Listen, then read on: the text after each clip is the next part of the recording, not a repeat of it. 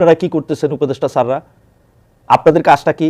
আমলাতন্ত্র লাফাইতেছে, আপনারা সেই লাফের তালে তালে ঢাক পিটাচ্ছেন নাকি নিজেরাও লাফ দিতেছেন? কি করতেছেন আপনারা?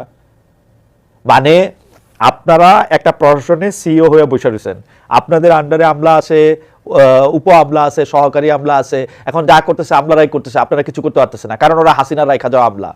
তাহলে আপনারা আছেন কেন? হাসিনা গিয়া বসে রয়েছে ইন্ডিয়ায়, হে কিছু পারে না, হের আপনারা লাফাই আপনাকে মানে আপনাকে নাজুক করে ফেলতেছে, তাই না? আমলারা লাফায়, আপনারা আরো বড় লাভ দেন। আমলারা যদি লাভ দেয় একটুক, আপনারা লাভ দেন আরেকটুক। এটা কোন আওয়ামী লীগ জানেন নাকি ভাই সাহেবেরা?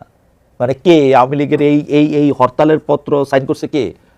শেখ হাসিনা, ওবায়দুল কাদের, বিপ্লব বড়ুয়া? কার মানে কার নির্দেশে এইটা করা হচ্ছে? আমার তো একটা হাঁস বলে 2 দিন পরে আরেকটা আওয়ামী লীগ এসে বলবে এই যে আওয়ামী লীগ এটা সাইন করছে, এই হরতালের কথা বলছে, এটা আসলে আওয়ামী লীগ না, কারণ আমরা এই হরতাল এগুলি সমর্থন করি না।